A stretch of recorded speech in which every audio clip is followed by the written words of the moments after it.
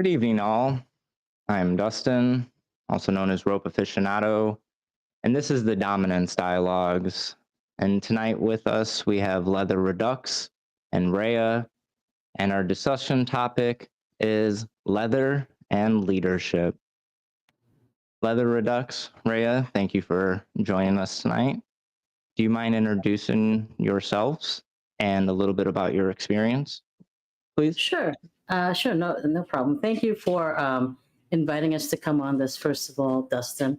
And my journey into leather was, I probably started around like 89. And I, during that time, was very much young and running around in the scene, and I would always see these leather folk and leather women running around in the gay bubble, as I like to call it. And I was always curious what that was about. And I was very attracted to it, not just because of the hotness of leather, because for me there was a hotness to it, but there was also something about what they did, and I was very curious. Didn't really know what it was about, but I knew I was very attracted to it, and that was the beginning of me becoming curious. My friend Bliss and I were sitting literally at a lesbian bar called The Closet in Chicago, and we would see the leather dykes come in. And one day we said, we got to talk to them. We were both very curious about leather. And finally, one day we saw like about 3 or 4 of them come into the closet. Like, well, let's go talk to them and find out about this leather thing. And sooner or later, we got invited to an event, like a little leather party. And that's the beginning of it for me, and learning about this lifestyle. And that's basically my story. Go ahead, Raea. For me, I found out a lot of this stuff through books. I got really attracted to power dynamics, especially. I really liked MS dynamics. I really actually didn't care what language was used. I just liked power dynamics. And it really appealed to me. And so I ended up finding the community. It was really hard because I started in like 95, and the internet was just coming online at that point. And you could go onto chat rooms like AOL chat, and the Yahoo ones. They were really fun, and it was a really nice way to meet people. But it wasn't until I started going to events that it was really more meaningful. It took me actually quite a long time to get to the point of finding leather. And it wasn't really that I found it. It was more that it found me. I was hanging around the same people over and over and over again. And I just really enjoyed their company. I vibed with them. And come to find out, they're all leather. And one day they're like, "You're leather, blah, blah, blah." And I'm like, "What? I don't know what you're talking about." And it didn't make sense to me. I didn't know, had no clue. But in time, once they mentioned it, then there's that curiosity. What is this thing? Unfortunately, at that time, I was living in the Bay Area, and there was a group called Santa Clara County Leather Association, and they were running a weekend on leather history education. And I just took it, and I was like, "Oh, wow, this is fascinating, so cool." And it was so much fun. And that's kind of how, that happened for me. And I think that's it's funny because I've mostly been in the community consistently since then. And I would really consider myself kind of a traditionalist, kind of a soft traditionalist, because I really focus on the history. And I think it was kind of amazing that I found myself somebody who kind of got that And yeah. Yeah, it was my journey. I was very involved from like 89 to like 94, 95. And then I met somebody who would be my wife, but she was not into kink at all. So there's this, I'm always very honest about the fact that there's this big hiatus I took from kink because she was totally vanilla. And so during the time that I was with her, I still kept in touch with my leather friends. I was very leather, but it was hard because her friends were like, do you know what that beats people? And then my friend's like, she's never going to let you beat her. It was one of these weird stories like that. And so the time that I was not in it, all of a sudden, fast forward, when we broke up in around like 2015, 2016, I come back to the scene and it's totally different. I mean, now there's the internet, you can just be a member at dungeons. What a difference. I mean, it wasn't like that before. I would have to say when I started, it was very subversive. It was very secretive. I was coming up during a time when many of the gay bars were getting raided still. And so we had to be very quiet. And it wasn't like now where you could be a member or Google for a dungeon near me. There wasn't one.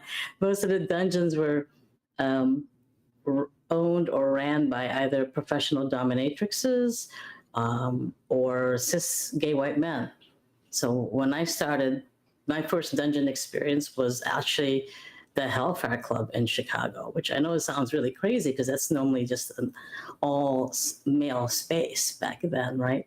And but the women that I hung out with were amazing and good friends with the men. And at that time, they would allow you to rent it. Pretty much if you had money, you could rent it.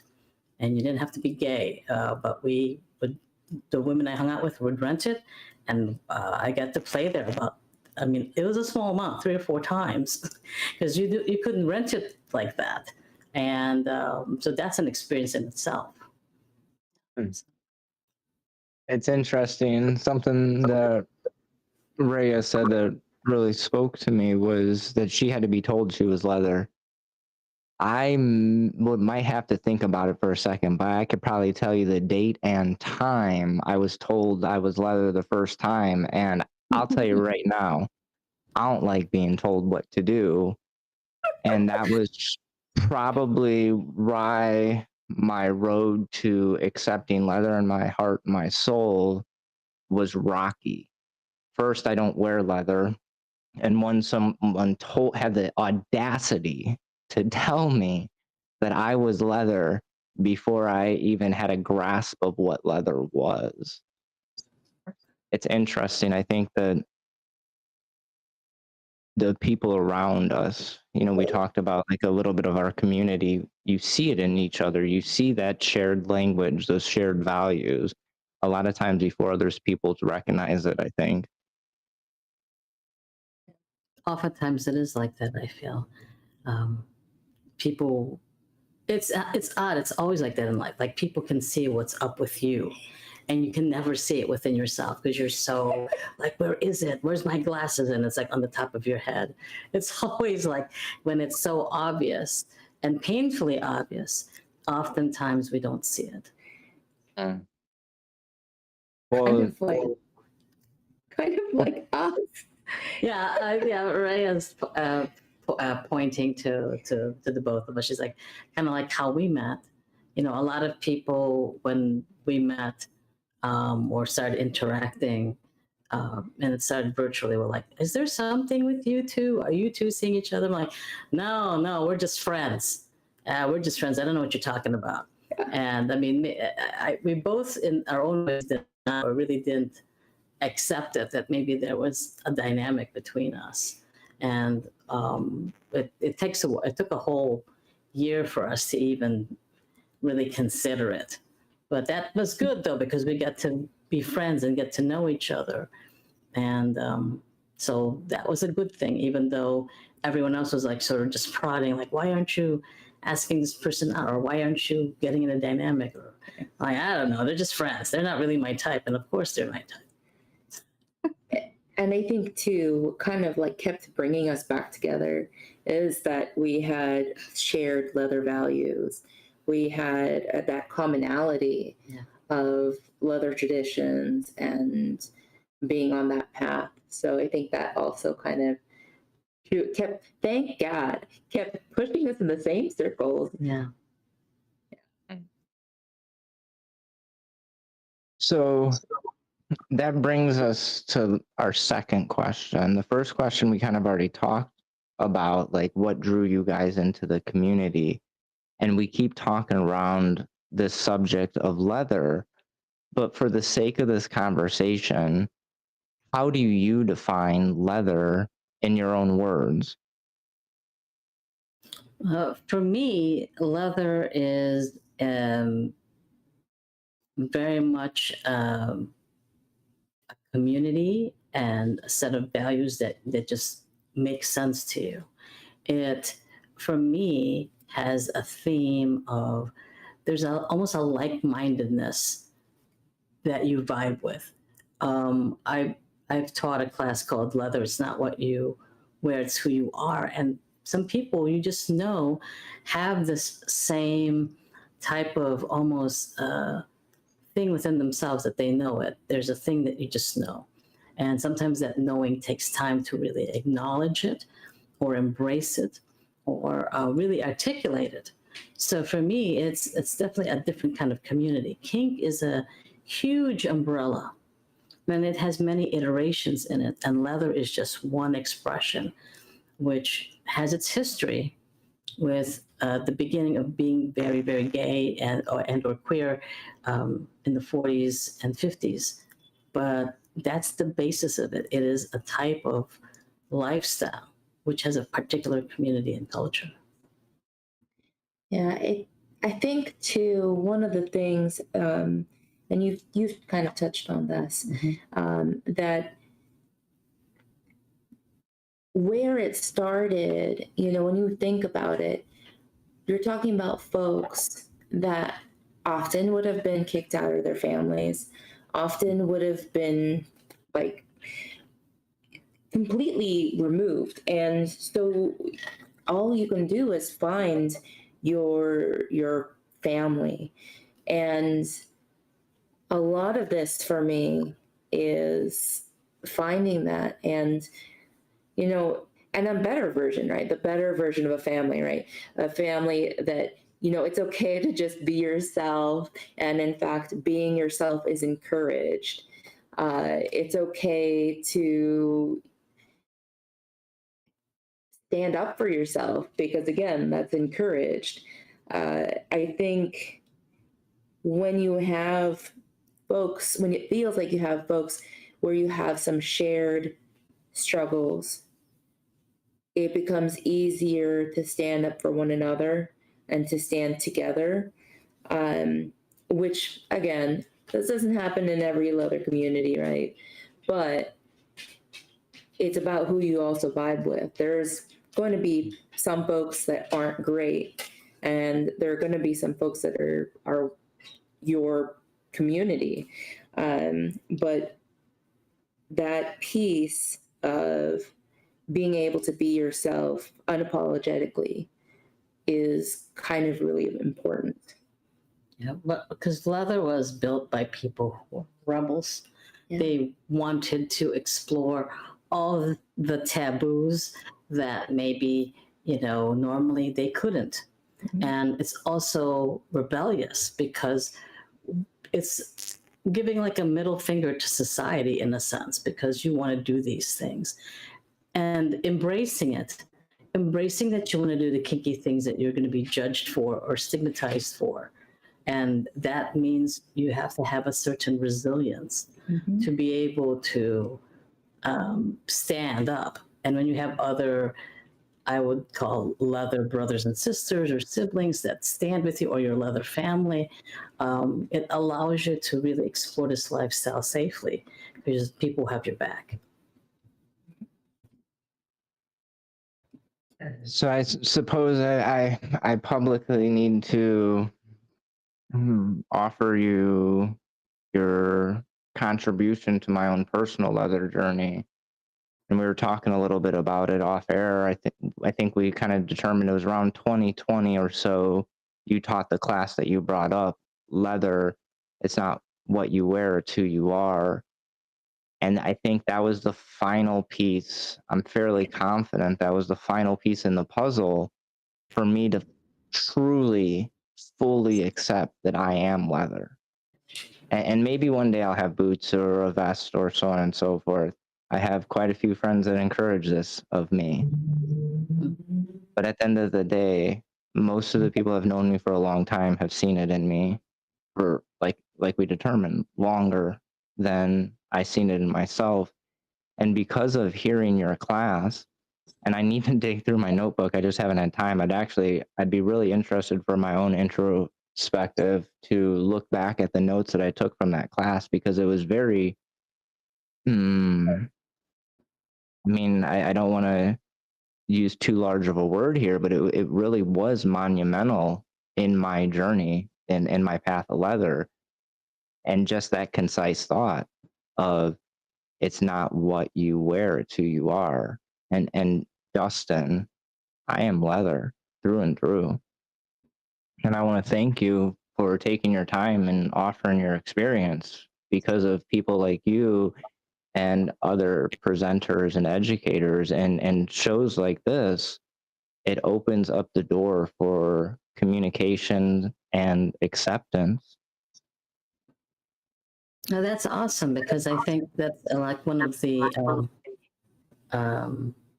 misconceptions of leather is that often they think it's this or that, or the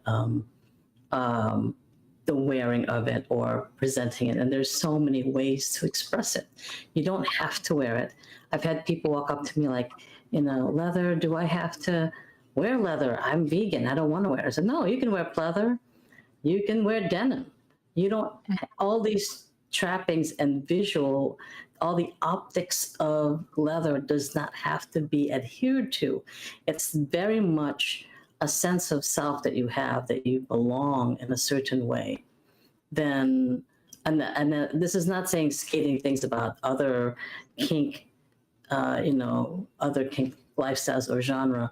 It's just, there's a vibe to it. I've always said people are often called to it because it just makes sense. And I don't want to make it so elevated. It's just simplistically, that's what it's like. You just feel like this is a thing for me, and I don't know why I like it. I think too, to that piece about wearing leather, I never wore leather until after COVID. Because, well, aside from boots, because boots are cute no matter what. Leather boots are always cute. I liked wearing dresses. I liked wearing lace. I liked wearing frilly things. I'm really girly, like really girly. So the idea of wearing leather was like, are you kidding me? I have to wear what? I don't. That's not for me. And fortunately, the people I was around never once told me I had to wear leather. Never once did they say I had to wear a single piece. It was always like, if you want to wear it, you can, but you don't have to. It doesn't have to be like a thing. And I think that's partly because when you're in some communities, when you are living it 24/7, you don't wear cow 24/7. You don't wear cow 24/7. Yeah. So if you don't wear cow 24/7, then it's obviously not the article of clothing itself that is defining you. It may be how somebody sees you, but it definitely is not what defines you, because you don't stop being leather because you took off a vest. Yeah. You don't stop being leather because you took off boots or whatever. It's always going to be there. You don't stop because life happens and you have to handle life. It's always there, or it's not for you, and that's okay. But it's just there. It's not something that you have to show off. You don't have to say, hey, let me show you just how leather I am. Look at this aesthetic. Yeah. And there is an aesthetic that people glom onto, which is okay. I mean, that's why some people get attracted to it. It is hot. There's a sexiness to it, but it's not just that, right? There's so much more to it than that, and there's so much more nuance to it. And I think that's what if someone is so strict and says no, then you are not leather if you don't do that. Then now you're just that is so not leather. Leather is not about the strictness of it and that there's only this way to do it, this monolithic way of looking at it. It's so nuanced, and it changes around the world. I mean, Raea comes from the West Coast. I'm from the Midwest. It's so different on the East Coast and around the world. I mean, the iteration of leather in the UK is different. In Australia, there's so many ways that it's expressed because that's bound by a lot of times cultural mores and other things that can influence that. So we got a couple answers from the audience. One says, leather isn't an outfit, it's a soul. Yeah. Another says, leather is community for them. Yes, and that absolutely. goes right into, I believe it was Raea said, that leather is family. And that got me to thinking, very, very early in life, I was adolescent. One of my mother's friends told me that friends are the families you get to choose. And that just stuck with me. And that is what leather is. They're the family that we get to choose, that we connect with emotionally, spiritually. We share language, we share values, intentions, ethics. I mean, there's a lot of words we can put here, but ultimately it's the people that we choose to have into our life.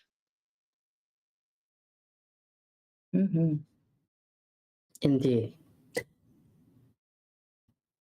What a great conversation. Wow. Are you ready for question number 3, or would you like to? Yeah, give it to me. Give it to us. Yes. All right. So question number 3 that I have for you is, what role does leadership play inside the leather community? Oh, it's actually a big piece, and it's important to know that leather is not perfect.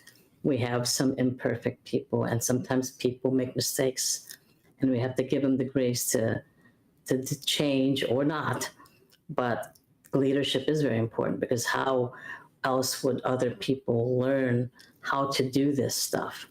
There has to be some foundation of giving back or educating others how to do this through a combination of mentorship or just our big platform, Raea and myself, is we love to teach. I love to teach because I was always told when I was coming up by the women I was hanging out with back in the days that you got to give back somehow. And it can show up in many different ways. This lifestyle doesn't continue. This community doesn't grow if you don't do something. So find out what you like to do. And when I knew my thing was teaching, it's actually one of my minors for school. I actually love teaching. And when I started to learn how to do various things in leather, I mean, I knew it was something that spoke to me. The first class I ever had was at the Hellfire Club, and it was taught by Guy Baldwin. The women I was hanging out with, finally I made it through, and they approved of me to take a class. And I said, hey, Guy Baldwin's coming. Would you like to take a class? I'm like, oh my God. And this was at the heels of him just winning IML in 1989. So this is 1990. And I'm at the Hellfire Club, and he's teaching flogging. And as I got in line, and I really wanted to talk to him because I was really struggling with leather at that time, because I didn't know how could I be a good person and enjoy these what I thought partially icky things at the time. And he told me, you have a knack for it, stick with it. And we need leaders like that who will tell us, you've got something, keep going. And that's how this lifestyle keeps going, is with people who show you how to do it and continue. Yeah, it's always funny to me when you talk about leadership, because you take to it like a duck in water. And I'm just like, I remember my, 20-year-old self and the whole fear I had about and when I was 20 years old, I was like, I know I am definitively on the right side. Now that part was true. I am definitively on the right side. But then the other part, I would tell myself, I'm not really a leader. I just do things. I can help people, and I'm really good at following. I'm just gonna follow. And it's hilarious to me to look back on that, because looking back on it, I'm like, no, honey, you were just young. And you had just gone with what society told you about yourself. Because in reality, I was fortunate enough to have some amazing leaders in my life who I didn't even know were leaders, but they were, because they fostered and shepherded the next generation of folks. Yep. And, I learned so much from them. And I think for me too, because it was like so unnatural for me to feel like I was a leader. I actually really fought it until I kept being pushed into it. Like, I got pushed into all these leadership roles when I was doing activism, when I was in college, whatever it was. I kept being pushed into these leadership roles. And at some point I just gave up and was like, okay, well, I'm just going to do this, because I also was a little irritated because people would argue about things, and I hate wasted time. And so the idea of wasted time was like so painful that I was willing to take ownership and leadership of a group just to make things more successful. But also being on the right side of the slash, I've experienced really, really bad leadership. And Yeah. When you experience something that is bad and not the way it's supposed to be, you either repeat that action or you learn to be different. And for me, I learned to be different because I saw harmful leadership, and I was just like, I am never going to do that. I will never not listen to somebody. I will always listen, even if I go into it knowing I'm going to hate their ideas and opinions. I don't care. I will listen because maybe they are right. I will always listen, because you never know if maybe you're being an idiot and you are actually wrong and somebody else is correct. And it's better to actually say, yes, I'm actually incorrect in this situation. Thank you. I appreciate your words.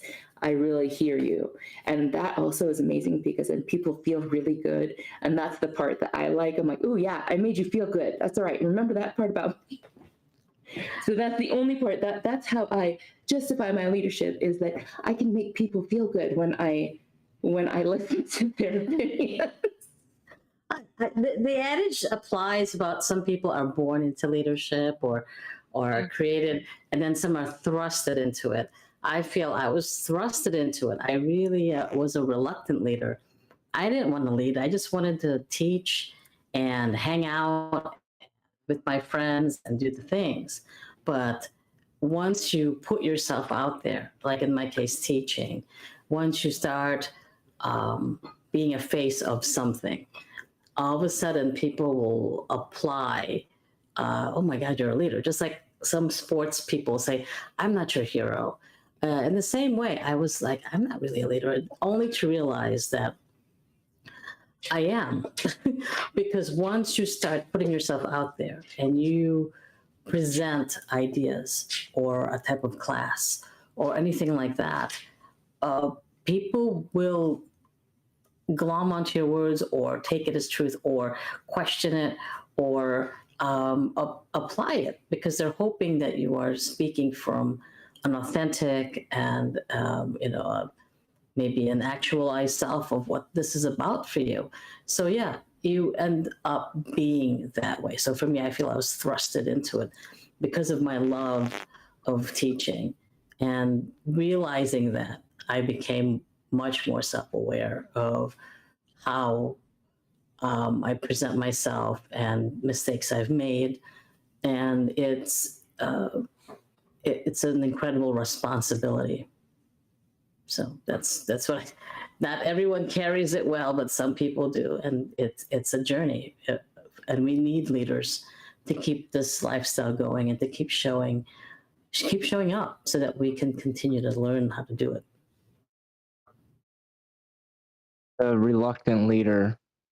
This is a phrase I've heard often, and usually it's from people that I respect. And my respect's earned, to be clear. I'll be cordial. I'll offer you courtesies as a human. I think all humans deserve that, but not all humans deserve my respect personally. But I don't want to go off on a tangent. But most of the people that I know in leadership that I personally respect have used that phrase, reluctant leader. Ironically, most of the people that told me how great of a leader they are, how they were born to be a leader and bred to be a leader, I don't really respect those leaders, but that's probably a whole podcast episode. Another podcast. But some of what you said, and I don't remember the exact words that you said. I apologize. I had a long day, so I'm slightly tired. You're good, Dustin. And I'm trying to keep up with everything. But you talked about as a leader, servant leaders, right? For me, that is the healthy way for Dustin to be a leader. If I was a boss, the world better watch out. I would crush you. And I don't say that for the laughs necessarily. Right, I know. But that's just, I am a force to be reckoned with. And as I've really, my first professional experience with leadership is I was told I was going to be a foreman to build houses, and I didn't know how to build houses. I just knew how to read blueprints. So I was reluctant to take this position because I didn't think I was qualified. I was given a second in command that knew how to build houses but didn't know how to read blueprints. So early on, I learned the value of information and the value of the experiences of the people that work within inside of my hierarchy. And I think my concise thought here is information is what it takes to make a good decision. Whether that's information coming from an S-type or from internally, how I defined what was a good master or a good Dustin or a good human 5 years ago versus what I do now is dramatically different. Part of that, the vast majority of that, is because I have a lot more information present day. In order for me to be an effective leader for an S-type or a right-sider, I need that information. While I may be a good leader, at least in my biased opinion, I may not be a good leader for you. Until I get that information, I cannot make that decision. Yeah, agree. I think that's my soapbox. No, I think those are really important assessments. Being self-aware and also doing research, right? Just like if you're curious and new about leather, you should not just go to what I teach. I always encourage everybody, go to every class you can about leather if you're curious about it, because everyone's experience is different. My experience is very much affected by the fact that I am a cis female, an immigrant, a brown person, And that is an experience. So my experience is going to be going through a different lens. And that's why it's important to, if you want to see the whole puzzle, you need to fill it with all these other classes or books and develop and find what works for you. You know, I think the other side of that too is also what are the intentions you have when you are in leadership, because right, there are people who maybe they could have like the best ability to lead, like lead well, but then their intentions are selfish, or not necessarily. It doesn't have to be selfish. Sometimes it's just misguided. And I think that's part of it too, is that you have to be really solid in your understanding of wrong and right and the greater good, because without some of those concepts of, greater good, wrong and right, or even just not making sure that you're doing this not because you want it, but because it's what needs to happen. It's funny because I work with people. I'm a manager, and I manage people who do a lot of clinical work. And my favorite thing to tell them is, okay, that's nice that you have these ideas of what their goals should be, but is that what they wanted, or is that what you wanted? And part of leading with good intent is knowing the difference between, is this something that you want to happen, or is this something that needs to happen? Is this something that somebody needs, or is this something that you want to happen because it's your worldview? So the intentionality is also important, and you figure it out too. If you don't know what it is, you can figure it out through classes. You can figure out through talking with people, and it'll happen. It'll happen. That caveat about not all leaders are leading with correct intention. Sometimes it's self-serving. Sometimes, it may look altruistic. They're doing something, but then it's for their own ego. Like, why are you starting a MAsT chapter? Is it because you just want to hang the awning outside that, I did MAsT, or are you really trying to serve the community? And the answer can be varied. Hopefully you're serving the community and creating a space to talk about MS or DS dynamics, but sometimes people have different intentions. Yes. Hopefully you're serving the community. Please serve the community. and not your emotional needs. Yes. That makes me think of, like I said, I have a lot of cliche phrases, and one of them is most things are value neutral. And I've phrased it in a few different ways, whether that emotions are value neutral or whatever. So for instance, in your example, starting a MAsT chapter, that action alone is value neutral. The value is attached based off of the intention behind the action. I don't remember the quote off the top of my head, but it's something along the lines of intention without action is a waste of time. Action without intention is dangerous, or something along those lines. Yeah. And I think about that.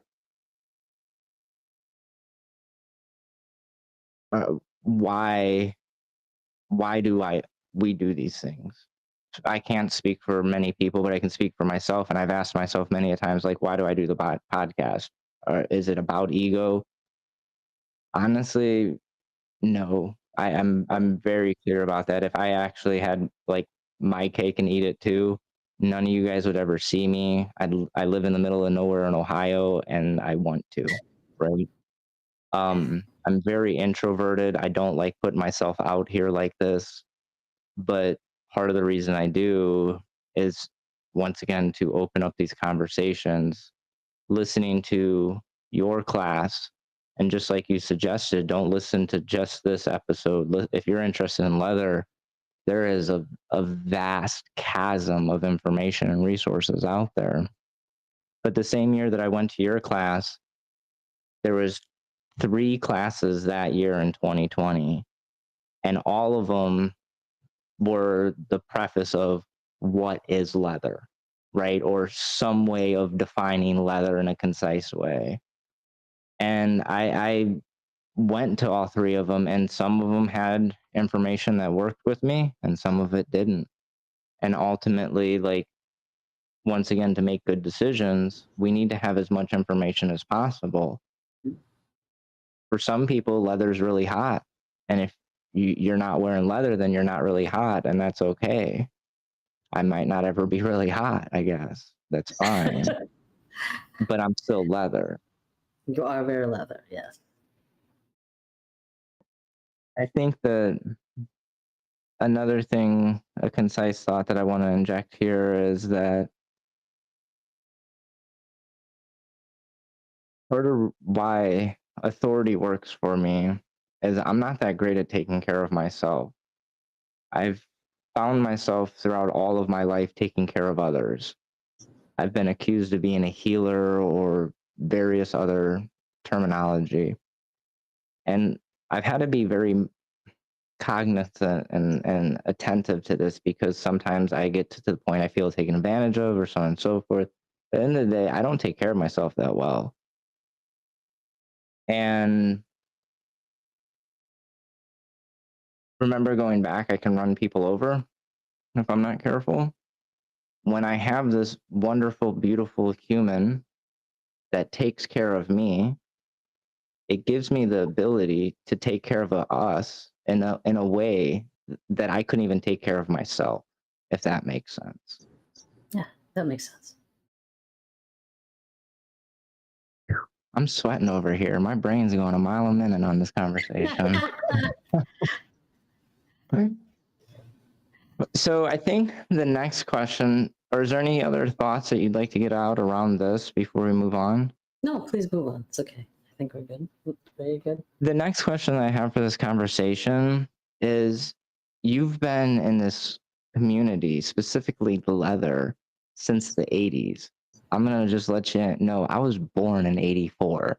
So I like that time frame, and I've been in the part of the BDSM community since early 2000s, prior Fat Life, and I seen so much evolution in that time frame. So my question for you is, how have you seen the leather community evolve since you first became involved? Well, mine is very clear cut, because when I started, there was no internet. There was only writing through mail or going through physical bulletin boards, not even the electronic ones, the physical bulletin boards where you'd find, like, if you want to learn about this, go here, and people sending out letters. I mean, letters, the USPS, you'd have to wait in the mail to see if you were accepted sometimes to be able to join or go to a party. It was so word of mouth, and it was so strict, because in my time, they could be cops and they want to raid the place. And I mean, my journey has a combination of the fact that being a lesbian and queer, and there's that aspect of it too. I mean, I had never thought I would see gay rights or gay marriage pass. Right? I mean, it's still kind of could be taken away, or in some places already taken away. But the fact that I've seen it in my lifetime, I never thought I would. So this is a time when you didn't really come out, and coming out was one thing, and they called it your second coming out. If you then now told your friends and family, if you had any family left, and some friends, that you just told them you're gay, now you're also telling them, I'm into this kinky stuff, this thing called leather. We call that your second coming out. And your friends are lessening in each interval. So it's a very different time. So leather was very, in some ways for me, isolating. It wasn't as inclusive. It was in the dungeon parties, I was the POC, the person of color. Everybody else was, white, and that colors my experience as well. And let alone in leather, at that time, there weren't that many female masters. I mean, thank God now we have more now, looking at this time. So in terms of gender inclusivity of other types of POC folks or anything like that, it was very rare, and it was very underground. So there's a lot of gatekeeping, even by the cis gay men. Oftentimes, sometimes we're not allowed to go to their parties. They were not allowed to join organizations because even though we were leather, we were not men. And now, fast forward, now it still has a long way to go, but we have a lot more in diversity. We have a lot more queer spaces. We have a lot more, and there still could be a lot more work done. But if we compare it to where I would say Europe is, for example, we are a little bit more advanced in terms of, let's say, trans rights. They really struggle. My brothers and sisters really struggle in the UK who are trans, just to get medication, healthcare, or anything, or it's really hard, so much harder than here. And we have a long way to go, but like I said, I'd say that's the biggest difference. The biggest difference is accessibility. There wasn't much access during the time I started. And then I left for I didn't leave for a short time. I left for a long time. I've always been honest about it, like about 20 years. I was with my ex-wife for about 20 years. So, I mean, I was out of the scene. I talked to my friends. I kind of knew. I still went to IML here or there. I went to events, but I wasn't in it. And then when I actually fully came back, all of a sudden you can Google a dungeon. You can be a member at a dungeon. That's a whole new thing. And then all these different types of ways that you can express yourself. We didn't have that many back then. It was like, dom, sub, master, slave, switch, boy, daddy. Now you have so much more. You have girl, It's so nuanced, and that's, I think, a lot better. It's always interesting when you tell me these things, because I definitely see it, and I recognize it's changed. And in a lot of ways, some things have never changed, right? The previous generation is always, and the newer generation, whatever iteration it is, there's always some kind of disagreements, but that's pretty natural. So there's always going to be these natural things that happen that are the same, but those things definitely have changed. But I think for me, because I started when there was, what was it? You could still call. There were like color lines. Yeah, color lines. I remember that. Party lines. Party lines and things like that. Yeah. Yeah. There was that, but then there was, again, like I mentioned, the AOL chats, the very, very early AOL chats, and things of that nature. And what I remember most is that the kink community, especially because it was just coming online, was the wild, wild west. And I was young at that time when that was happening. Yeah. And it was dangerous. It was really dangerous. Like you could have access to information, but there was no safety net of any kinds. And, you know, we still have some of that, but what is different now is that there are classes that are so much more accessible. Yeah. There's so much more opportunity to fact check things. You have, and there's so much growth, right? BDSM, kink, all of these things are kind of becoming normalized to some degree, which is great, because when some things are normalized, that means you have more opportunities for people to create more community, because then people aren't as afraid that they won't have a community. They'll actually be encouraged and feel like they'll actually find somebody. So then they'll actually try. And to me, one of the most dangerous things is a power dynamic that doesn't see sunlight. And by sunlight, I mean other people who engage in that kind of relationship. Because if you don't have a little sunshine on a power dynamic, if you don't get exposure to see what other things look like, if you don't have clarity, you're kind of in the dark about it. Yeah. And in the dark is when things become very dangerous. So I like that there's so much more opportunities to learn and understand the things we do, so that people aren't as much at risk for being in dangerous situations. It's still there. Yeah. It's never going to, like, risks can only be managed and lessened, but you can never really get rid of risk.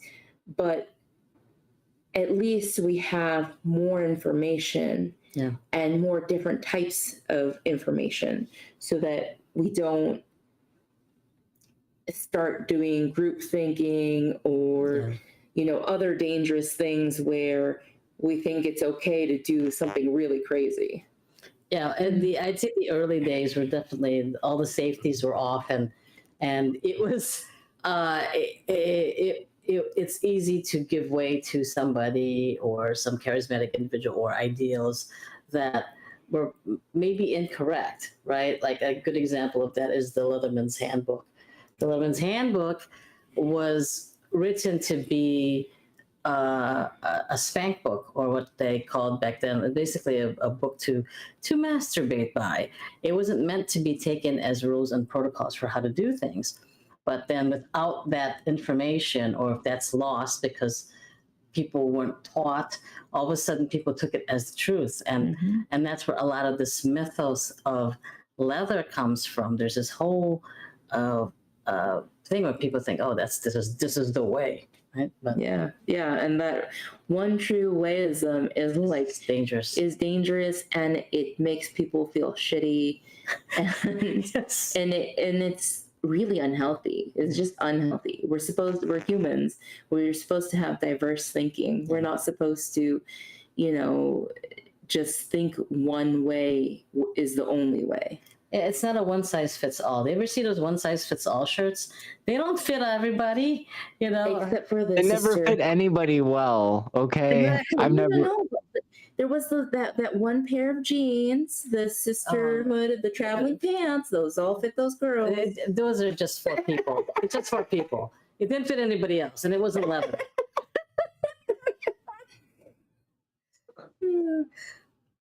So 2 concise notes I got from your answers here.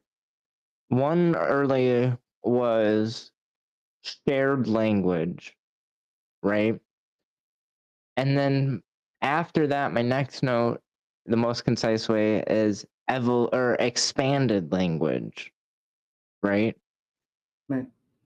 And I think that evolved into like some of the last things that I believe it was Raea was saying, where the public and the private spaces and the dangers right? And as they opened up in the AOL chat rooms, and the predatory behavior was easy, so to say, because a lot of people lacked the information or the knowledge.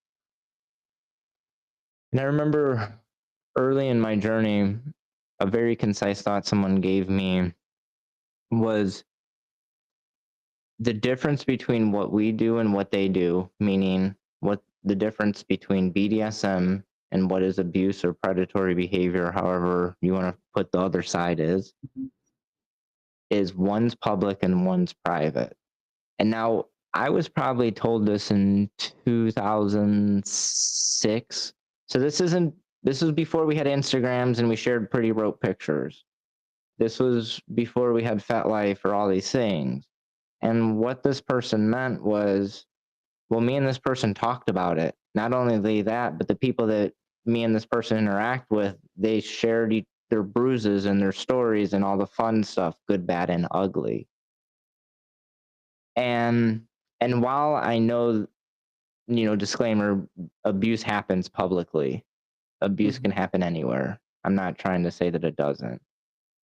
Just a concise thought that most of BDSM, we're proud of it. We're very public of it. We're a community of individuals. And I think that has been very important, the last 4 or 5 years, as, the post 50 Shades era, as we're starting to see more series on Netflix or Hulu or Max or whatever streaming service, like How to Build a Sex Room.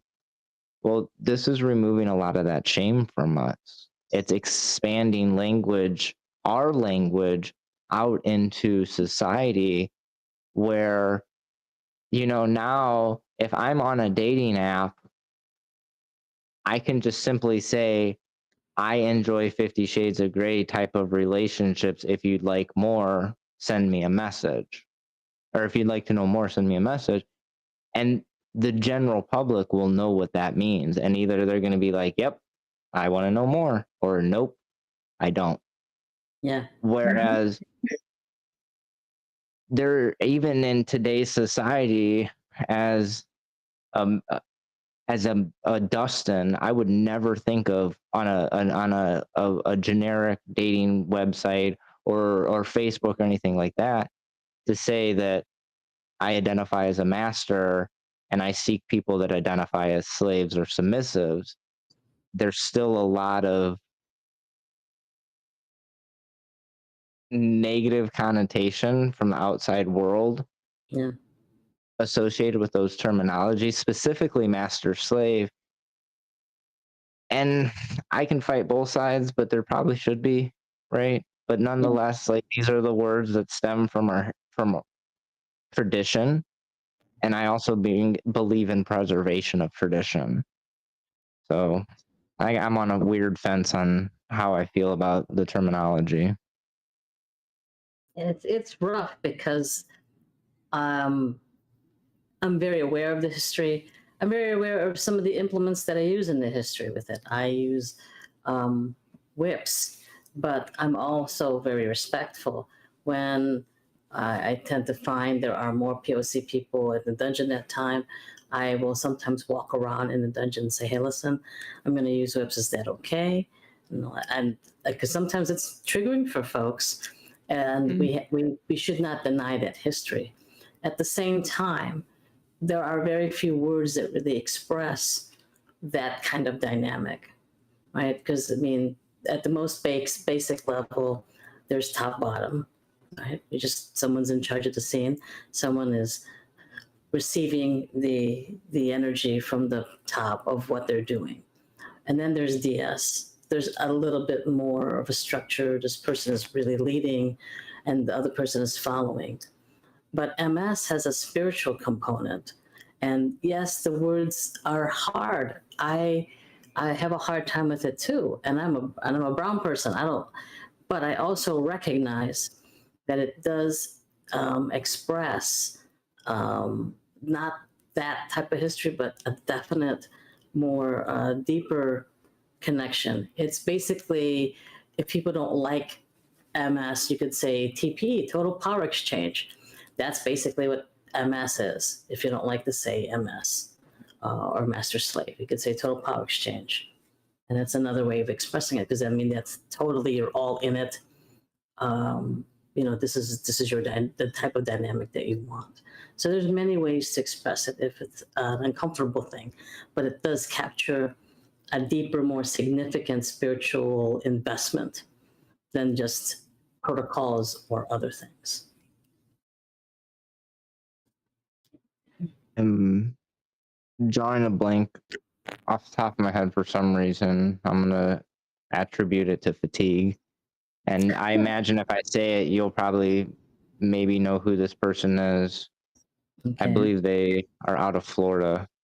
Okay. Nonetheless, they said, and this was what sat well with me, was that top bottom is about the physical body. Skip Chasey, Master Skip Chasey. Yes. Oh, yes. Yes. Top bottom is about the physical body. Dominance and submission is about the mental body. And master slave is about the spiritual body. Yeah. Yeah. And that always just really sat well with me. And even before I really was a spiritual person. Like I always kind of have been, but at that time I was like pointing my nose at spirituality and all that stuff, but we won't go there. But there is an essence to it. There is, I mean, not to go down. I'll just say this much about it.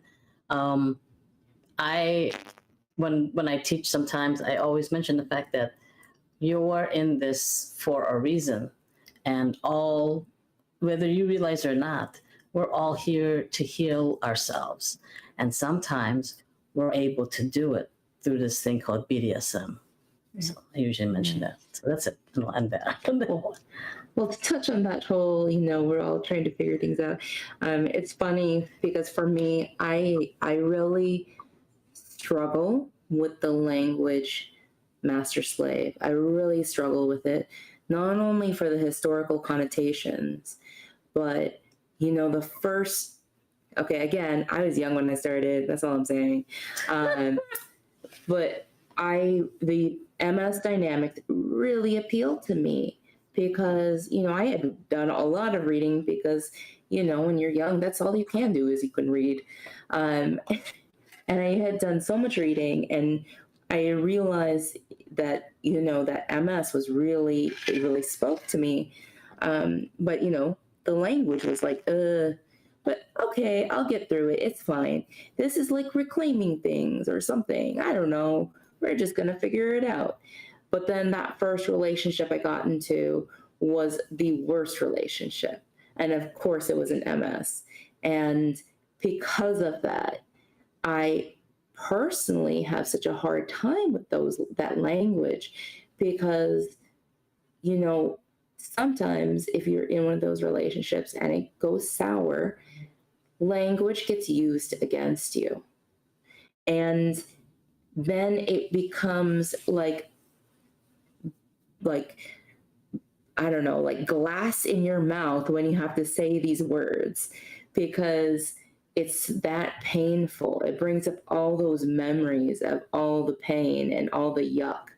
And you just have to, like, fortunately, I've had some distance from that time. That was over 20 years ago for me.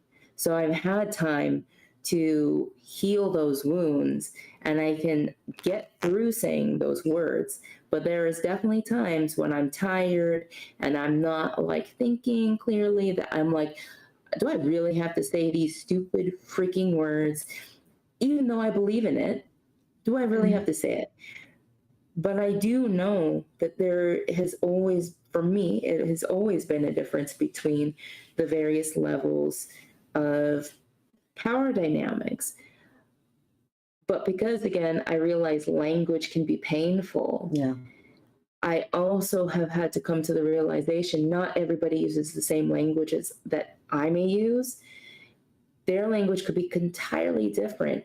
And I think that's something that often gets lost is that when we do these things, just because you think apples means apples, it doesn't mean that somebody else thinks that apples means apples. They could be thinking of apple pie and that means apples to them, or whatever it is.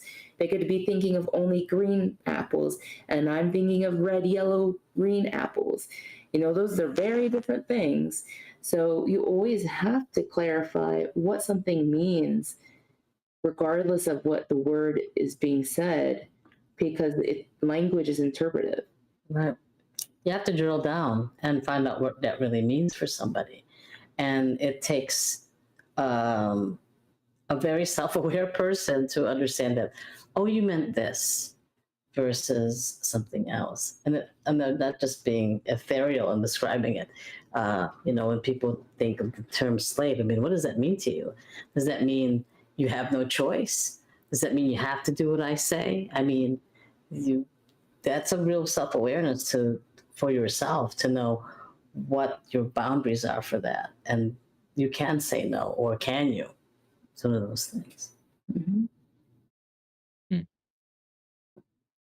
Wow. So I'm going to jump on you because I think this is all a great segue into a question I posed for later. And the question that I'm going to pose for you now is, how do you see the leather community continuing to grow and change? About every 10 years, something happens in society or culture that moves it in a different way, right? And those cultural things in the world affect the kinky things we do. There's just I mean, if we look at where we were when I started, it was not as inclusive and not as diverse. So to me, we're pushing that envelope every couple of years. I mean, we have different language, there's different expressions, and each generation brings a nuance to leather as people change. So I think, and just things that happened in the world during, I think, like a group like the group I belong to, like the Leather Solidarity Collective, which started soon amidst all the Black Lives Matter movement and all this. And so we became very aware that, you know, we're being gatekept from organizations or conferences. So LSC drove to and strive to have, you know, an event called Uprise, which we're having next month, that really celebrates and emphasizes BIPOC people. And I bring that up because that would never be a thought before. I mean, with leather is continually changing. We had our first really kind of POC organization, Onyx, only started in '95, followed by Onyx Pros in '97. And now we have the whole new nuance thing. We have a lot more queer representation, and I see leather changing. It's changing. It definitely changed before my eyes. I see it totally different from when I started. So I think that momentum is still continuing, and I hope that it gets better and better each time. So with that, it looks different from now. I mean, if we look at who won the recent International Miss Leather and International Boot Black, I mean, you had two people of Asian descent. I would never have seen that. When I came up there, I only knew Kitty Sui, who wrote a book called Good Chinese Girls Don't. She was the only other, at least in the Midwest, I didn't know other leather Asian women. And now we have groups like April. It's getting more diverse. And that's where I see it going. As we value these things in society, it influences and mirrors back in leather. And I hope it continues that way. Yeah, I definitely agree with that. And I think too, I've lived all over the US. I've lived in San Francisco, the Midwest, and I also lived in New York, and some other places as well. Not a fan, but I've also lived some other places, so we'll just leave it at that. But I think one of the things I noticed too is when I go to different places, depending on how close it is to a city, that's like the furthest time point, right? The furthest into the future time point. And then as you get into more suburban, rural areas, you start seeing it not go backwards, but like it's not as developed. So it's not at that point where it's keeps going and going. So I think one of the ways to really see where we're headed with a lot of things in society is to see what is happening in some of the major metropolitan areas, especially like Bay Area. I mean, it's always interesting to me because in the Bay Area, we were pushed and encouraged and everything about gender neutral, everything, and pronouns and all of these things. Back, I think in like 2008, I remember it being that early that it was really being that push. That was the big push. And so when I started going east, I saw almost kind of it change. And I was a little weirded out because to me, I had already gotten so used to it. And then I go somewhere else and they're just starting. And I'm like, oh, wait, okay. It's different because it really changes where and who are in the place that you are. So I think that's one way to see how things are where things are going. But I think also with just major events in our lives, COVID changed everybody. Yeah. It changed the kink scene, it changed the leather scene. And I think it's also one of those things that made me see something that was important. I know some folks who, when COVID happened, it was so devastating, and they took a huge step back from the community and just from social activities in general. It was hard to go back into our regular lives again. And I'm always a little concerned when I see people step back because I worry about who's taking their place, right? Who's taking their place? I want society to be diverse, and it's not going to be diverse if you don't push yourself to be seen and be heard. And it is exhausting and tiring if you don't have other folks to support you and to be there with you as well. But I think if we are not careful, and if we think we can just sit on our laurels or just sit back and just watch things happen, I think there's definitely a danger in things not progressing or going in a direction that is not what this is intended to be, right? If the intention of leather is to allow people to be free to explore and be, rebels, then we can't just take people away from that because you are now narrowing the vision instead of expanding it. So I see that there's definitely more of a push for certain things to happen. And I am hoping that continues. I am hoping that the push for more inclusivity continues to happen. But that takes work. That takes everybody being involved. and supporting people whose voices are most marginalized. Got a couple good thoughts here.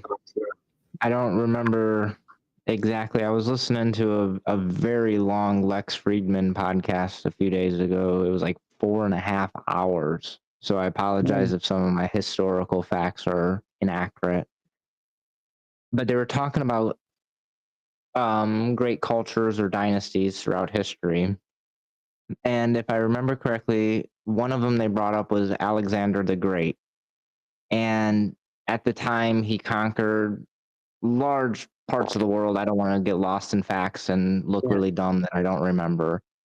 But ultimately, what they said is his empire was built around him and his ego and his allure. Mm-hmm. And he died very young, and his empire died with him because he never trained a successor. And maybe it wasn't Alexander the Great. If there's any historians in here, please correct me in the comments. But I think that's who it was. But that comment you talked about, like when a leader steps down, there's a power vacuum. Who steps up?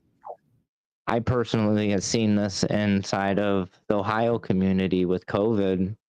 We had a wonderful, wonderful community prior to COVID. And after COVID, the leaders of that community, they stepped down. Mm-hmm. And after COVID opened back up, it was a power vacuum. And I'll just be blunt. I personally think that a few people got involved because of capitalism, not community. Yeah, Mm-hmm. yeah, that happens. And yeah. Go ahead. No. Continue. I was just going to say that the replacing of leaders is, I think we're right now, I'm not big on politics, but we're like going through that right now in America, the election year or whatnot. It's always nervous because the leaders that we have now, we know what we got, good, bad, or ugly. We don't know what's to come. And the scarier thing, or at least in my perspective, what if nobody steps up? Like when we're talking about the leather community, I'm going to step outside of the leather community and talk about a little bit of my personal/professional experience on why I stepped up to become a leader. I was talking to a very influential person in a different industry about some things and doing some volunteer work and further educating the general public on a subject. And I just didn't really want to be honest. And this person said to me, Dustin, if you don't do it, who will? Me and insert random name. We're 60 some years old. We're running out of energy and time to deliver this information. And if people like you don't step up and deliver this information, then who will? And I was like, imposter syndrome setting in. Who am I? But who wasn't I to step up and help carry on that information? And with leather specifically, a lot of it is tradition, and a lot of our tradition, at least from my perspective, is starting to seem to get diluted, I think is a good word. Mm-hmm. So I want to go back because I did tell you I would like try to limit this to about 2 hours, and we are at about 1.5 hours. So I do want to start to slowly wrap up. But one of the things that has constantly come up whenever I've had leather discussions is part of to be leather is to rebel. I pose this question. Once, we've evolved our language so much that master slave is now an accepted form of relationship status. Is master and slave even leather anymore? Because it's not a rebellious act. It's not rebelling against the norms. So at what point is there like is it like a full circle? Hmm. I don't know if that's necessarily a question to be asked, but it's just something that I was thinking about because like I've heard about it often. Like I said, we're rebelling against societal norms, but as society embraces BDSM, well now that's not rebellious anymore. I mean, now there's Yeah, are kind of oh, go ahead. yeah, no. So I think that you're still even though I think that we have to take a drill down into this, even though BDSM and those concepts have become a little bit more mainstream because of 50 Shades. I would say the biggest thing that's happened since 50 Shades is that vanilla people have a way to describe some of the things that we do. And that's a good thing in one way. What's the good influence of 50 Shades is that people that maybe go to court, or if you are talking about friends, oh, they're into that 50 Shades thing. It gives some sort of descriptor for that. But the true drill down is it's still rebelling because we're talking about words that are uncomfortable, and often the people that are in it are the ones that don't have an issue with it.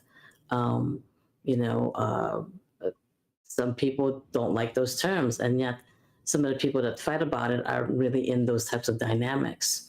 So it's ironic to me. I've seen a lot of people like, oh, I don't like master and slave, and but yet they were not in those types of dynamics or even wanted to be, but they're fighting for that. Some people are very comfortable with it, but I think that it's still rebelling against the idea of total power exchange. That's still a hard concept for some people to really be. You're still equal people, but you're in this dynamic where someone is the leader, they make the decisions, and someone has to follow. Now, maybe somebody thinks, well, isn't that like a 1950s housewife? Not exactly, No. because it's totally different. It's so different because that has the nuance of, if we go back to that time, I mean, women at that, if we think of the 1950s kind of image, and go back to the 50s, women didn't have a lot of rights. They were treated almost like chattel. It's not the same. So to express that kind of a dynamic is still rebelling. I mean, majority of kinky people are poly, right? That's a rebellion. The standard in society and everything is usually monogamy. You know, I feel Raea and I are rebels because most of our friends are poly and we're monogamous. So they're like, "What? You don't want to do this? Yeah, that's really different." And they're like, "Yeah, we're monogamous." They're like, Rebels. we're rebels. So they think, oh, you're just not advanced. I said that's called judgment. We're very advanced because we don't want anybody else. If I wanted to be with other people and she didn't, or she wanted that, I mean, then that would be an issue. But when you're both so connected, that's a different thing. So I still think it's still very rebellious. We're rebelling against people's understanding of how we use pain to be very transformative or healing. That's very different. Most people would not think that that's a thing. So I think it's still rebellious.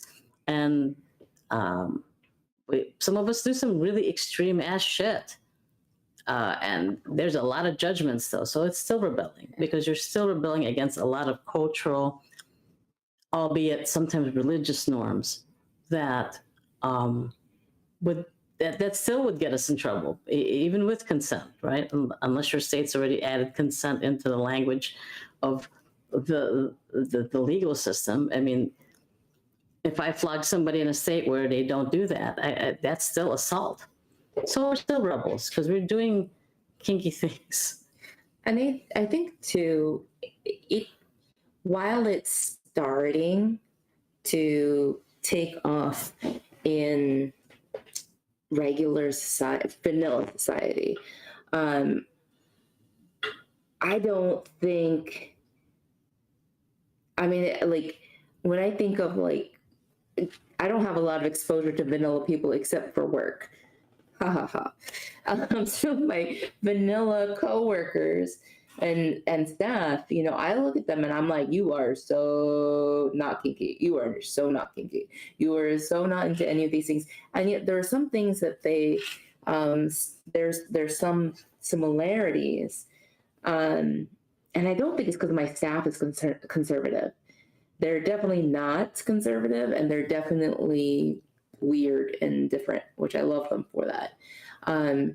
But I would never tell them what I do in my life. I would never tell them because, one, that's weird. But also, two, just because you understand the words doesn't mean you understand the essence. Yeah. There is so much essence to this. And even though I've really been doing MAsT Dynamics for 25 years, I would say there is still new places to go, because it's always going to be different. Like, when you are in a different dynamic, it's going to be different from the other ones, because each individual is different. You know, you can't, and the amalgamation of two people together, or more than two people, however many people are involved, right? That creates a whole new thing.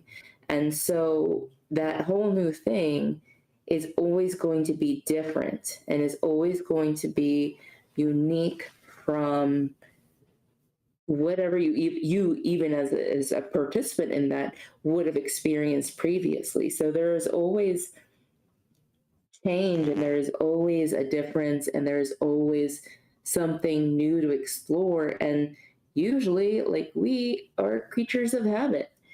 What you got to do, repeat something for 30 days at minimum to create change. It is really hard to push humans into changing, like, incredibly hard. And I think because of that, it would take an incredibly long time in human evolution for MAsT Dynamics to be normalized. Yeah. The language, sure. Yeah. But the essence of what we do is not easily captured. No. And I agree with the essence not being easily captured, but I mean, I do know that there is work being done in academia that's showing the validity of the terminology they use. I believe is leader-follower relationships. Yes.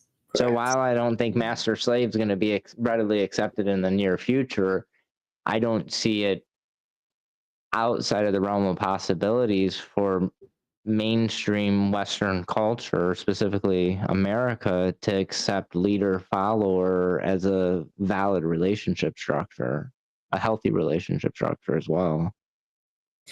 Yeah, no, definitely. And I think to that point, though, even when I look at power dynamics, there's an evolution there as well. There is where it's very straightforward, and then there are the folks that I see where it takes a minute for you to realize who is in charge of that relationship, or to really see it. And I think that part is actually those relationships where it's hard to tell who holds the power, but then you can clearly see it. That to me is like the next level of power dynamics, where it is very clear that the individuals in the relationship are 100% equal. Yeah. But then you look a little deeper and you see a little deeper, and you're like, oh, wait, that person's in charge. Yeah. Or sometimes Mhm. like people instinctively know, and you're like, well, how did you instinctively know when we don't behave that way? Yeah. And I find actually that's really a big kick, is when people instinctually know who's in charge in our power dynamic, because while it's very clear at conferences and events, in our day-to-day life, we have stuff, we have protocols, we have things of that nature, but we also just live. Yeah. We just live. We just like live and oh, doggy. We just live normally, and I don't necessarily think normal vanilla folks would necessarily know Yeah. that we have that unless they understood it or if they dug a little deeper.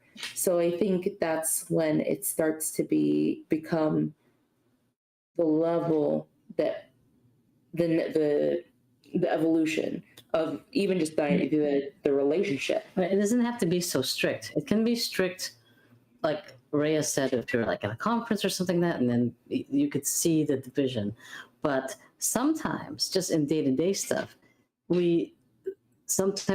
that's where we get, if for lack of a better word, switchy, because like someone, okay, well, I'll do it. You don't have to do that. I'll do this, and that's when people go, what's going on there? Maybe if they weren't aware of it, right? Yeah, or even like sometimes you just want to go to an amusement park, like besties or whatever. Yeah, and just have fun and just be silly. yeah. But then if you look closely, there'll be little moments, and you're like, oh wait, that person's in charge. And that person's like, we're not going on the tilt-a-whirl. Oh, okay, yeah.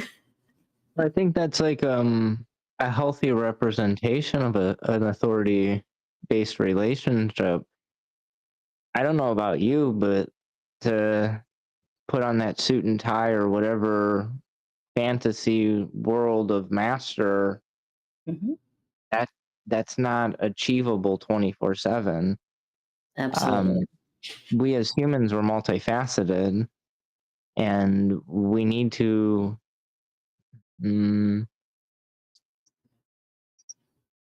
facilitate the needs of all those facets. And sometimes that, like you said, it might just be we just need to be besties and go to the amusement park. And that is really critical to our relationship. And from my perspective and my personal experience, I think a lot of times those facets of us, they overlap and then they influence each other as well. I can only speculate that when you have those bestie moments, that helps really deepen that connection in your authority-based relationship. It helps build the trust. It gives you more information.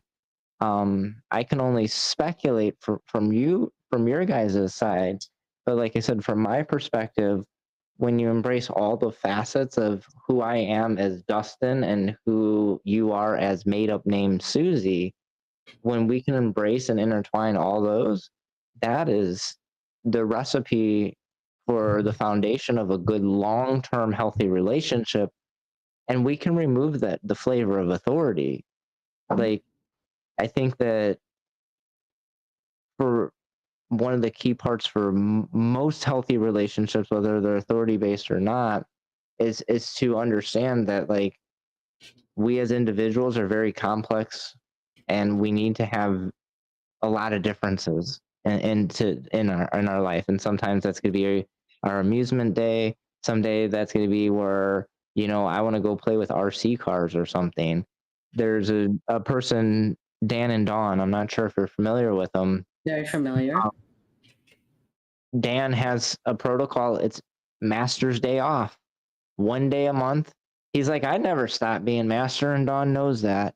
If she needed me, I'd be there. But there's 1 day a month. Sometimes I really don't want to make the decisions. She knows enough about what I want to eat or what I want to do, or so on and so forth. Or sometimes I just want to sit there and read a book, and I don't want to answer any of her questions. And I think that like, wow, I don't know. I'm getting kind of way off of where I was originally going, but that's important. You know, Yeah, I've known Jeff for a very long time, and he's a nerd or a geek. I don't know what term sits better with him, and I apologize if I said the wrong one. But he enjoys games. He enjoys board games and video games, and Mhm. he needs that stimulation. I speculate, at least, right? And I imagine that because of it, I imagine for them to get to that protocol of Master's Day off, there was a couple learning experiences along the way, knowing them. Absolutely.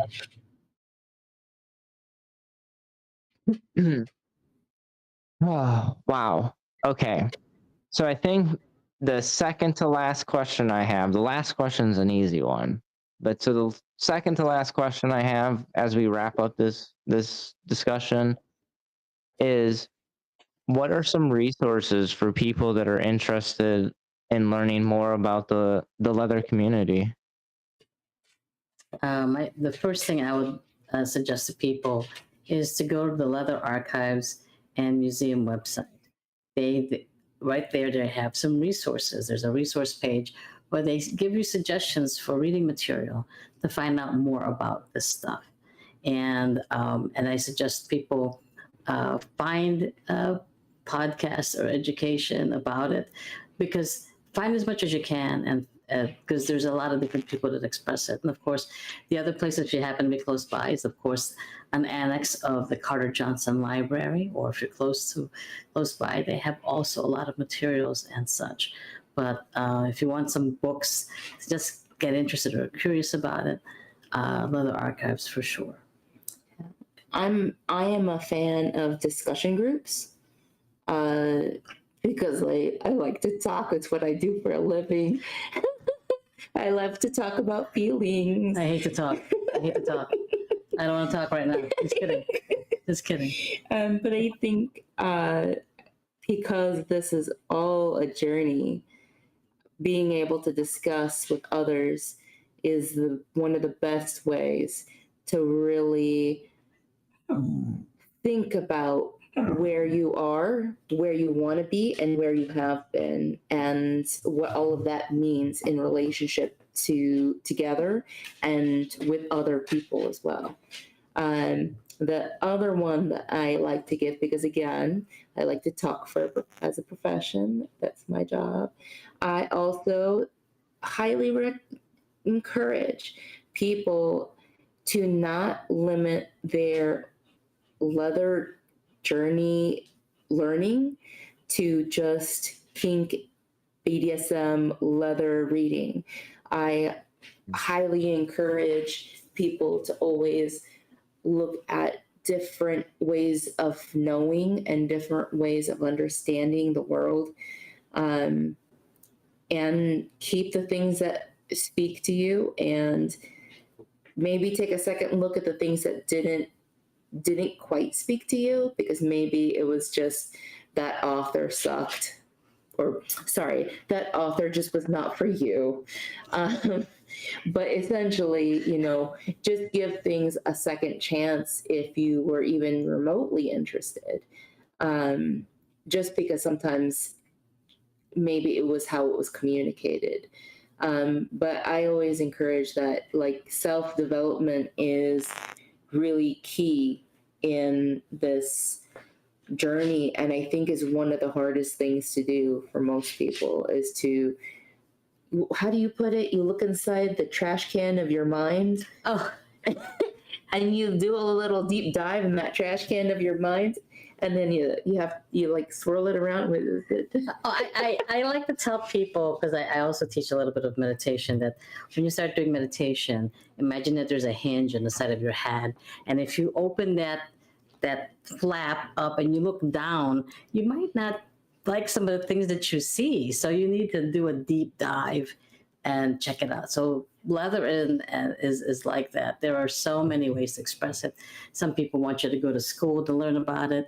Some people want to, but you can do it by really being open and exploring it, and find what it may not vibe for you, or it does speak to you and you want to do it. but be resilient. Look out for it. Explore. Don't just buy one book. This is it. This is it. This is what. No, it's not like that. It's actually so nuanced, and that's what I think people don't realize. It's actually so varied. You know, just because this couple represents it this way, it's not always that way. There's so many ways. There's no template, if you will. I agree. There, like we've kind of touched on earlier, there is no one way, right? And I mean, for me, my personal journey, just the fact that I didn't wear leather, it turned me off to, well, most of the classes that, or the groups, or the whatever the community that was around leather was mostly focused around wearing leather. Nonetheless, I think that like another big thing that you guys hit on is that don't limit your information or experience to BDSM or the leather communities. I talked about this often. I've probably learned a lot more from communication books, relationship books that are written by like trained clinical professionals.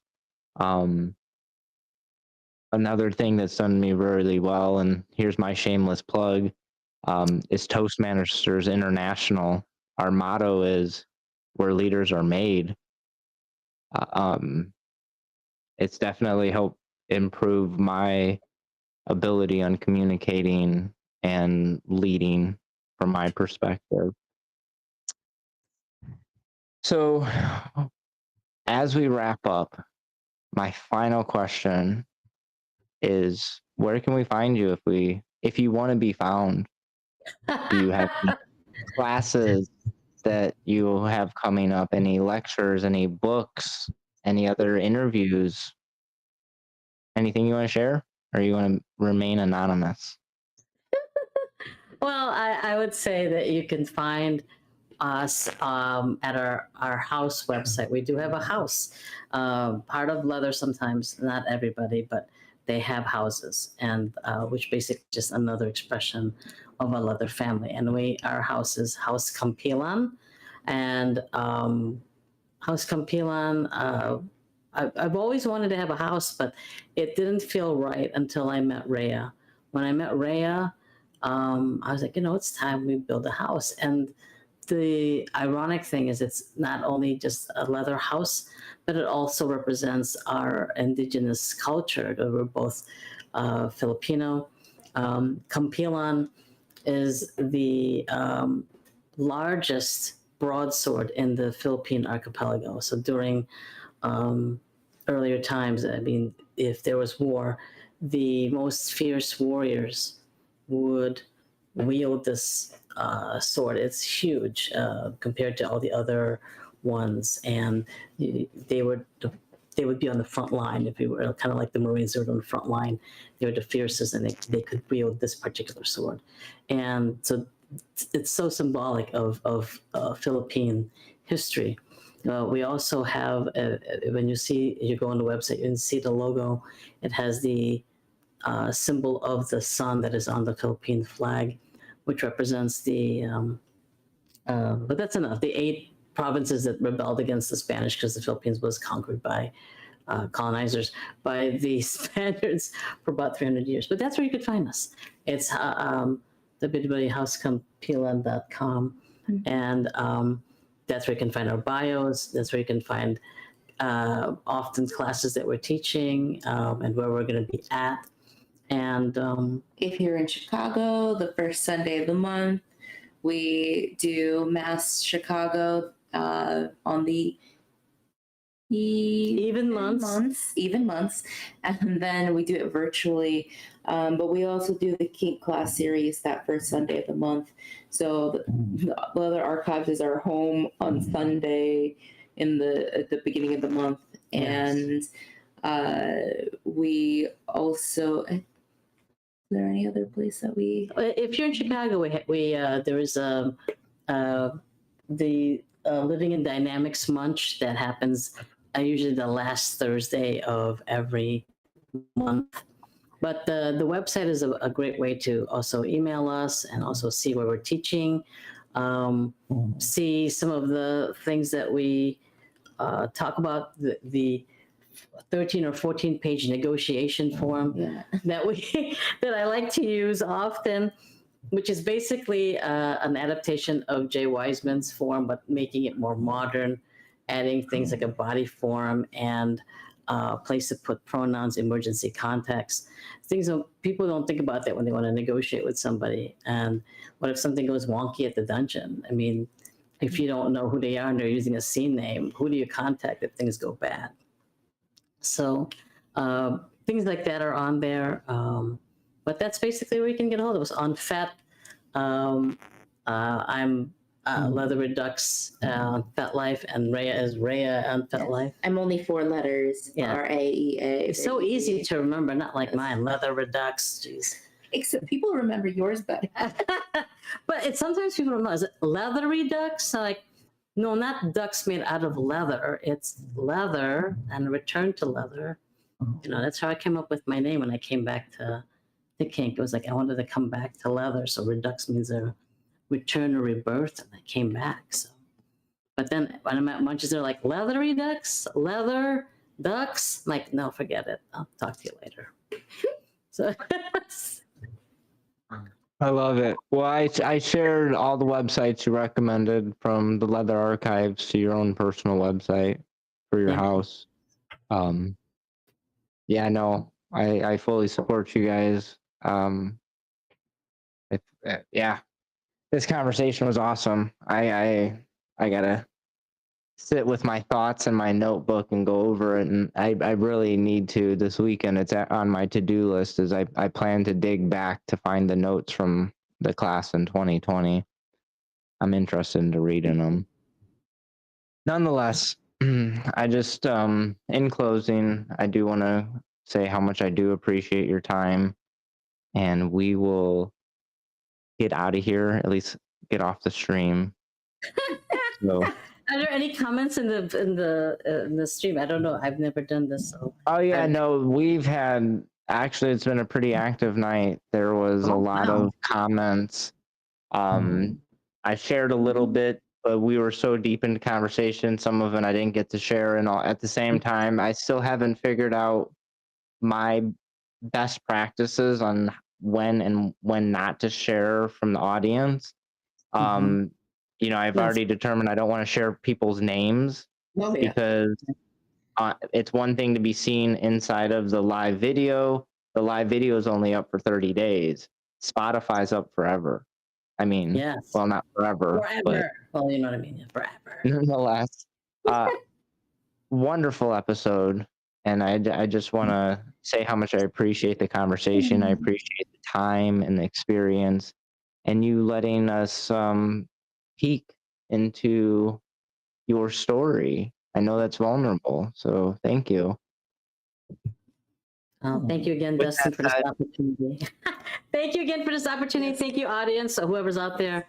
We appreciate you, and look us up at the Leather Archives if you're ever traveling. That first Sunday, we're there teaching first Sunday, and on the even months, we're live for MAsT. On the odd months, we're virtual, but you can find those on FET. So so October we're in person. In November we have a virtual education with Master Penguin and Slave Jenna. So, for example, like that's the kind of things we do. So look out for that. We wanted our MAsT chapter to be hybrid because we wanted to.